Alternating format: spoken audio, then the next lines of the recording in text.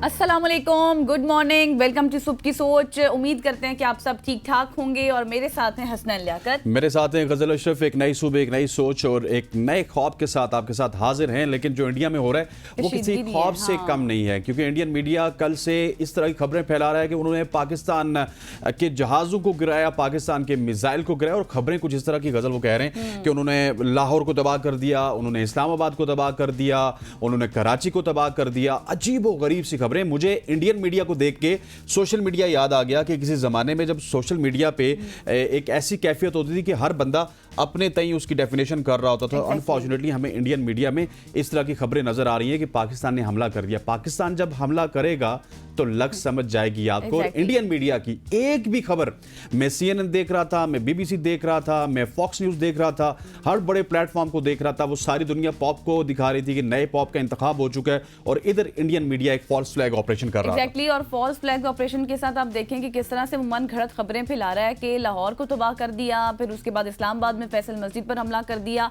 ये बात गलत नहीं है कि कल से इंडिया बहुत सारे ड्रोन्स यहाँ पर फेंक चुका है मुख्तलिफ सिटीज़ में, जिसमें लाहौर है, गुजरांवाला है, सक्खर है, रहीम यार खान है, और डिफरेंट एरियाज़ हैं जहाँ पर 29 ड्रोन्स जो है वो भारत की जानिब से आए हैं, और उनको पाक फ़ज़ाइया ने बड़ी बहादुरी से और बड़े तरीके के साथ उनको मार गिराया है। लेकिन अनफॉर्चुनेटली हुआ कुछ यूँ कि बहुत से शहरी ज़ख्मी भी हुए, कुछ का इंतकाल भी हो गया है। और बिल्कुल रावलपिंडी जो स्टेडियम है उसके करीब फूड स्ट्रीट में सैफरॉन के ऊपर जिस तरह से उसके शीशे भी टूट गए और ड्रोन गिरा और एक गार्ड भी जख्मी होकर बाद में इंतकाल कर गया। तो जिस तरह से ये पैनिक फैला रहा है इंडिया पाकिस्तान में, इसके पीछे जो मुहर्रिकात हैं वो सिर्फ और सिर्फ ये हैं कि अवाम डर जाए, लेकिन डरेगी नहीं अवाम, क्योंकि इससे कुछ होने वाला नहीं है। बेसिकली आप ये कह रहे थे कि हम PSL को ख़त्म करने के जो इनका मंसूबा था, PSL को हमने शिफ्ट कर दिया। अब PSL दुबई शिफ्ट हो चुकी है, लेकिन साथ साथ इंडियन प्रीमियर लीग के मैचेस भी बंद हो गए। सो अगर PSL बंद हुआ तो इंडियन प्रीमियर लीग भी बंद हुई। लेकिन जो आप बात करी थी ड्रोन्स की, ख़वातीन वज़रात पाकिस्तान में बहुत सारे लोगों ने सवालात उठाए कि ड्रोन्स को हमने सरहद से अंदर क्यों आने दिया। मसला ये है कि ड्रोन्स को आप अगर टारगेट करेंगे अपने एयर डिफेंस सिस्टम से, तो उनके अंदर इस तरह की रेडिएशन होती है, इस तरह के सिग्नल्स जाते हैं कि वो आपका जो एयर डिफेंस सिस्टम है वो कंप्रोमाइज हो जाता है। उनको कोऑर्डिनेट्स मिल जाते हैं कि कहां पे आपका एयर डिफेंस सिस्टम है। इस वजह से ड्रोन्स को लाया गया और अपने मुकाम पे जहां पे उन्होंने गिराना था उस तरह उनको गिराया गया। अदरवाइज अगर उनको सरहद से इधर ना आने दिया जाता तो आपका एयर डिफेंस सिस्टम कंप्रोमाइज हो सकता था। ये वजह है कि हमने ड्रोन्स को आने दिया। बिल्कुल, असल में सवाल ये भी कल से पूछा जा रहा है कि इतने अंदर कैसे आ गए ना ड्रोन पाकिस्तान के अंदर। हाँ, सिटीज में मसला साथ ये भी है कि आपको पता है कि वो जो ड्रोन्स होते हैं वो सिर्फ 15,000 की फीट बुलंदी तक ही उड़ सकता है, और फिर वो हमारे रिडार सिस्टम में नहीं आता। सिर्फ पाकिस्तान नहीं बल्कि दुनिया की टेक्नोलॉजी का सिस्टम ऐसा ही है, वो रिडार उस तरह से आपके जो ड्रोन्स होते हैं वो रिडार में नहीं आता है, और जब वो फिजा में उड़ता है सिर्फ 6 घंटे तक उड़ सकता है। तो इसलिए वो आते हैं, और इसके पीछे भी एक इंडिया का मंसूबा है, और वो मंसूबा ये है कि वो देखना चाहता है शायद कि हमारा डिफेंस सिस्टम किस तरह से ऑपरेट करता है, ताकि उस तक आइडेंटिफाई करना चाहते थे कि कहां से हमारा डिफेंस सिस्टम उनको मारेगा और उसके बाद वो हमारे डिफेंस सिस्टम को तबाह करेगा। लेकिन आपको ये भी बता दें कि इंडिया इतना ज्यादा डर चुका है कि वो अब अपने जहाज नहीं भेज रहा, वो ड्रोन्स भेजकर हमें डराने की कोशिश कर रहा है, और उन छोटे छोटे ड्रोन से नुकसान ज्यादा होता है ना जहाजों पे। बिल्कुल, एग्जैक्टली। और इसके साथ आपको ये भी बता दें कि कल से एक फॉल्स ऑपरेशन जो शुरू किया हुआ है, अफवाहों का बाजार गर्म है इस वक्त सोशल मीडिया पर, और इस तरह की मन घड़त खबरें फैलाई जा रही हैं कि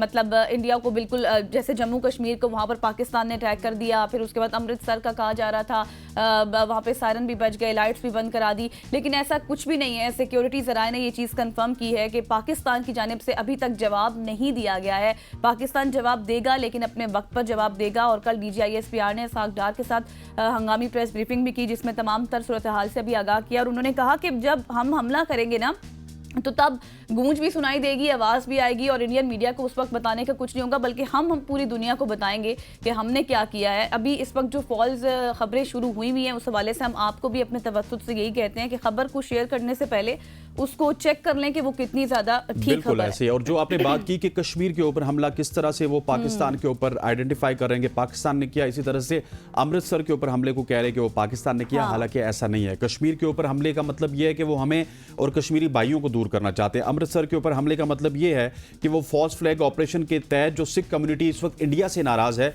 वो उसको ये बताना चाहते हैं कि पाकिस्तान आप पे भी हमला कर सकता है, लेकिन ऐसा नहीं है। ये सारी भारत की साजिशें हैं, और इन साजिशों को पाकिस्तान फौज नाकाम बनाने के लिए बिल्कुल रेडी है। और वो जो इन्होंने बात की ना कि गूंज जाएगी, जब हमारा हमला होगा तो उसी तरह से गूंज आएगी। जब इंडिया ने पाकिस्तान पे हमला किया, जब हमने उनके जहाज गिराए, तो सबसे पहले इंटरनेशनल मीडिया ने रिपोर्ट किया। और इंटरनेशनल मीडिया ने जिस तरह से तनकीद की वो हम सब ने देखा है। एयर मार्शल सईद मोहम्मद खान साहब हमारे साथ मौजूद है। सर, बहुत शुक्रिया आपके वक्त के लिए। पहले तो ये बताएं कि इंडिया तो अपने इस तरह से ओछे हथकंडों से बाज ही नहीं आ रहा और हमें डराने की कोशिश कर रहा है अपने छोटे छोटे ड्रोन्स की मदद से कि शायद हम डर जाएंगे। लेकिन सर, अभी सबका सवाल ये है कि कब हम हमला करेंगे? देखिए, हमें हमला अपने वक्त पे जब हम मुनासिब समझेंगे हमें उस वक्त करना चाहिए जी। ठीक है ना। हम एक मैच्योर कौम है और हमें उनकी यानी कि टैक्टिक्स के अंदर नहीं आना चाहिए। वो इस वक्त कोशिश कर रहे हैं कि पाकिस्तान कोई एक ऐसी हरकत करे जिससे वो सिविलियंस की डेथ हो जाए और वो फिर उसको लेके पूरी दुनिया में ढंढोरा पीटते फिरें कि पाकिस्तान एक टेररिस्ट कंट्री है और हमें इसको काबू में करना है और उसको काबू में इस इलाके में सिर्फ हम कर सकते हैं। इसलिए आप हमारी सपोर्ट करें और हम इनको एक सबक सिखाते हैं। लेकिन हम एक मैच्योर लोग हैं। हम लोगों ने हमेशा उनको रोकने की कोशिश की है कि हमने उनको समझाया भी है कि पहलगाम वाकये में हमारा कोई ताल्लुक नहीं है। और क्या कहते हैं, अगर आपको एक इंटरनेशनल इंक्वायरी भी चाहिए तो हम उसमें भी शामिल होने को तैयार हैं। ठीक है। सो अगर हमने आज तक पिछले 4 दिनों में सिर्फ डिफेंसिव एक्शंस लिए हैं कि जब वो अटैक करते हैं तो हम उस अटैक को रिपल्स करते हैं। ठीक है ना। हमने अभी तक खुद अटैक नहीं किया है। वो हम इंडिया के एटीट्यूड को देख के, दुनिया के एटीट्यूड को देख के फिर खुद डिसाइड करेंगे कि कौन सा वक्त बेहतर है।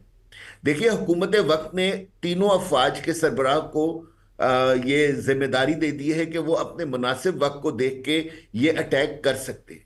सो जब हमारे बड़े बैठे हुए हैं, वो सोच रहे हैं, वो देख रहे हैं कि किस वक्त उनको ये एक्शन लेना चाहिए, इंशाल्लाह वो एक्शन लेंगे।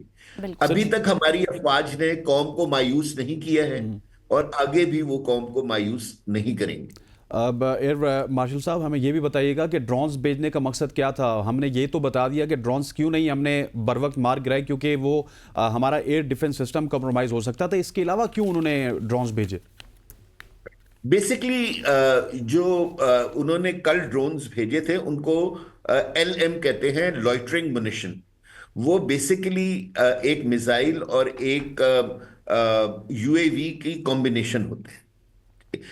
उनको बेसिकली इसलिए भेजा जाता है कि आपने या तो इंटेलिजेंस करनी होती है या सर्वेलेंस या रिकॉनेसेंस। और अगर इनसे आपको अपना हदफ मिल जाता है तो आप उसको फिर डिस्ट्रॉय कर सकते हैं, क्योंकि हैरॉप के अंदर एक पॉसिबिलिटी है कि आप उसके अंदर एक छोटा सा वॉरहेड भी लगा सकते हैं। एग्जैक्टली। हाँ जी। जो कल उन्होंने हमारे पास हैरॉप्स भेजे, उनमें आधे जो थे वो हमारी इलेक्ट्रॉनिक ऑर्डर ऑफ बैटल उसको कहते हैं, कि जो हमारे सेंसर्स थे उनकी ग्राउंड पोजीशन को फाइनलाइज करने के लिए उन्होंने भेजे। सो जब हैरॉप आता है, जब आप उसको लॉक करते हैं, जो बैटरी नीचे एयर डिफेंस की होती है, तो वो उस बैटरी की पोजीशन को पीछे जो उसका कंट्रोलर होता है उसको पास कर देते हैं। ठीक है ना। तो अगर बहुत सारे इलाके में आपके ये ड्रोन्स आए हुए हैं तो आप एक जो सेंसर्स होते हैं उधर, उनकी क्या कहते हैं, ग्राउंड पोजीशंस को कंफर्म कर सकते हैं। ये हम लोगों ने कल सुबह जो है, क्या कहते हैं, कोई 3:30 बजे जब हमने लाहौर में ये पहला हैरॉप गिराया तो उस वक्त हमें अंदाजा हो गया, क्योंकि जो बैटरी के सेंसर्स थे, वार्निंग सेंसर्स थे, वो ऑन हो गए। मीनिंग देयर बाय के हैरॉप ने उनकी ग्राउंड पोजीशन को लोकेट कर लिया है। सो उसके बाद से फिर हम लोगों ने ये सारी फैसिलिटीज उनको नहीं हासिल करने दी।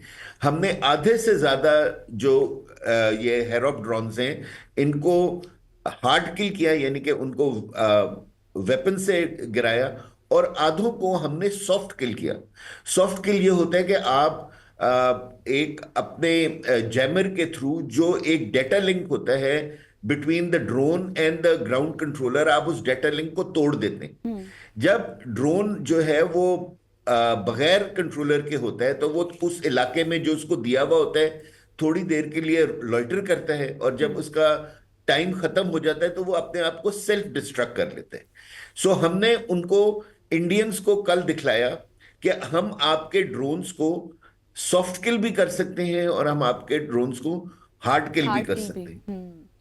लेकिन बिल्कुल। आप देखिए कि कितने यानी कि मैं तो उनकी अकल के ऊपर यानी कि हैरान हूं कि आपने सिर्फ एक इलेक्ट्रॉनिक ऑर्डर ऑफ बैटल बनाने के लिए एक दिन में आपने अपनी ड्रोन कैपेबिलिटी को 30% रिड्यूस कर दिया।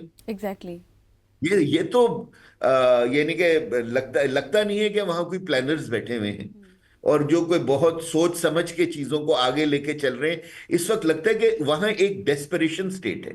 वो ये जो अहदाफ हासिल करना चाहते हैं वो अहदाफ हासिल नहीं कर पा रहे, क्योंकि पाकिस्तान ने एक वन उनको रिस्पॉन्स उनकी एक्सपेक्टेशन से ज्यादा दिया है। दूसरा, हम उस तरह बिहेव नहीं, इस तरह वो एक्सपेक्ट कर रहे थे कि हम बिहेव करेंगे, यानी हम परेशान हो जाएंगे, हम घुटने टेक देंगे, हम उनके आगे पीछे फिरेंगे, हम वर्ल्ड पावर्स को कहेंगे कि जी के आप बीच में आ जाएं। इस तरह की तो कोई चीज पाकिस्तान नहीं कर रहा, बल्कि अगर वो जब हमारे पास अपना एग्रेशन करते हैं हम उनको इतनी बुरी सजा देते हैं कि वो बेचारे अपने मुल्क में जाके शर्मिंदा हो जाते हैं। बिल्कुल सर, आपने दुरुस्त फरमाया। जिस तरह से भारत को अब सुबकी का सामना करना पड़ा है और भारत की एक्सपेक्टेशंस ऐसी थी कि शायद इंटरनेशनल जो मीडिया है वो पाकिस्तान पर तनकीद करेगा, बट हुआ सब कुछ उल्ट, इसके बरक्स हुआ।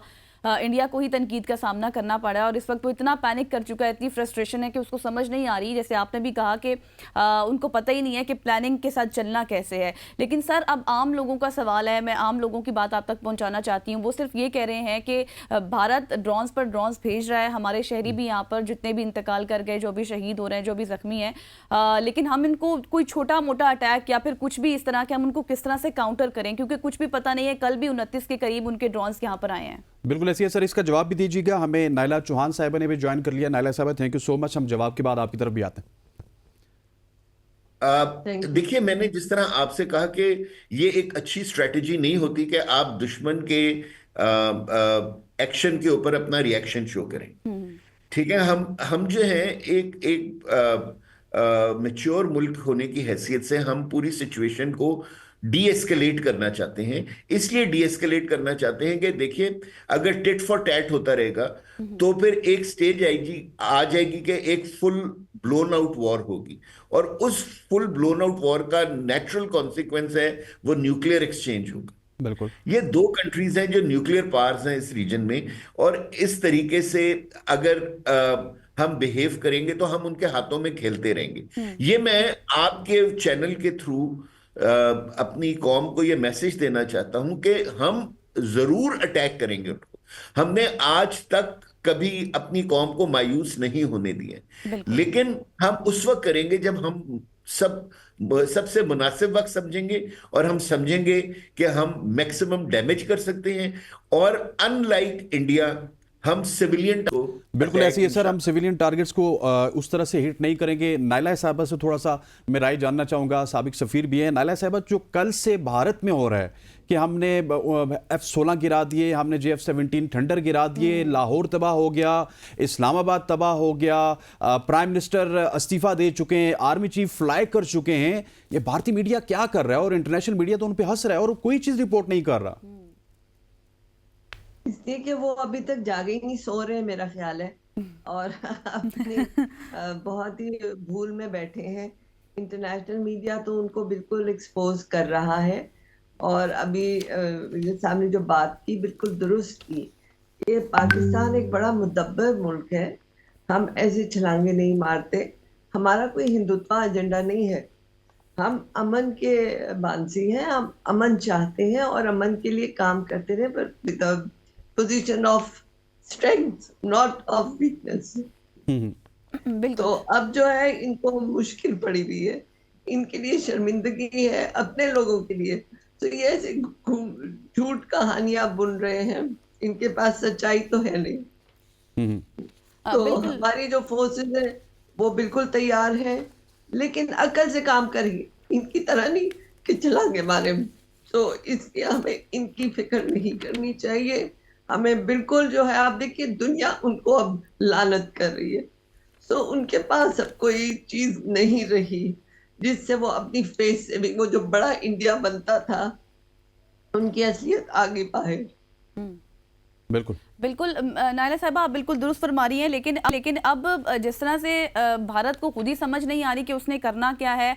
अमेरिका पहले कह रहा था कि मतलब मैं दोनों को काउंट डाउन करने की कोशिश कर रहा हूं, बल्कि रात को ही अब खबर आ गई सामने कि अब अमेरिका मुदाखलत नहीं करना चाहता इस हवाले से कि दोनों ममालिक को वो ये कह रहे हैं कि आप ठीक है तहम्मुल का मुजाहरा करें, बट अब वो इन्वॉल्वमेंट भी नहीं जा रहा है। अब इंडिया ने अब जिस तरह से ये फॉल्स न्यूज़ का शुरू किया हुआ है, प्रोपेगेंडा, और फैला रहा है गलत बातें भी। अब देखें कि दे वायलेट आवर सोवरेनिटी, उसके बाद वो आए, उन्होंने हम पर अटैक किया। अब आप क्या समझती हैं? अब हमने तो जवाब देना ही देना है, जैसा सर ने भी फरमाया, लेकिन अब क्या आपको लगता है कि ये जंग कहाँ तक जा सकती है, कितनी दूर तक हम इसको देख सकते हैं? देखिए, ये जंग जो है ना, ये हमारी उनकी नहीं है, ये उनके अपने ही है, उनके अंदर ही है। इंडिया अब अंदर से टूट रहा है। ये जो हरकतें कर रहे हैं ना, ये अपने अंदर कर रहे हैं, आपको हाथ नहीं लगा सकते। आपके माशाल्लाह फोर्सेस ने ऐसे मुंह तोड़ इनको रिटेलिएशन की है। अभी हमने उनको जो है राइट टू रिस्पॉन्ड रखा हुआ है, लेकिन हमने उनको अपनी सरहदें आने से पहले ही जो है उनको पाश कर दिया है। सो वो हमारी सॉवरेनिटी इन्वेड नहीं कर पाए, much as they would have like to, वो नहीं कर पाए। और इतनी बड़ी कामयाबी, दुनिया हैरान रह गई है। राफेल कंपनी के स्टॉक्स गिर गए हैं, बिल्कुल, और उन्हें समझ नहीं आ रही। अब आप देखिए, अमेरिकन, फ्रेंच और इजराइल, ये इनकी जो कंपनियां इंडिया को आर्म्स दे रही थी, वो सारी मिलके अब जो है सर खुरच रही हैं कि किस तरह से पाकिस्तान ने इनको जवाब दिया है। सो वो उनके लिए जो है बहुत ज्यादा एक परेशान कुन बात है। वो अपने, वो जो आप उनका मीडिया, इंडियन मीडिया देखता कौन है सिवाय इंडियंस के? वो तो चीख चिल्लाट और बदतहजीबी के अलावा उनको कुछ आता नहीं, बिल्कुल, क्योंकि उनके पास कोई सब्सटेंस नहीं। अब आप बात कर रहे हैं, शाइस्ता तरीके से कर रहे हैं, चीख चिल्लाट तो नहीं कर रहे, बिल्कुल, क्योंकि हम स्ट्रॉन्ग पोजीशन में, हमारी स्ट्रेंथ है अल्हम्दुलिल्लाह। हम एक मैच्योर कंट्री हैं। और अब दुनिया, आप देखिए यूएन में भी इंडिया को नदामत हुई, हर जगह उनको नदामत हो रही है। वो जो इतना वो बढ़ के मारते थे कि हम बहुत बड़े हैं, हम चीन को मुंह ले लेंगे, हम अमेरिका के बराबर जा रहे हैं, कख नहीं है, अपने अंदर कुछ नहीं है इनके। इनके देखिए कि अभी जो है इनके अपने लोग इनकी हुकूमत से सवाल कर रहे हैं। 6 सिस्टर स्टेट्स इनकी जो है वो अपनी आजादी के लिए जो है वो जंग लड़ रही हैं। सिख इनसे नाला है। कश्मीर में जदो कोप करके, कश्मीर तो इंशाल्लाह, देखिए मजे की बात ये कि अब तक मोदी साहब फरमा रहे थे जी Kashmir is integral part of India जी। अब जो है इंडिया को खुद ही इंडिया ने कश्मीर को इंटरनेशनल लेवल पे खुद ले आए, और अब सारी दुनिया ने कहा ये डिस्प्यूटेड टेरिटरी है और इसको आप रिजॉल्व करें।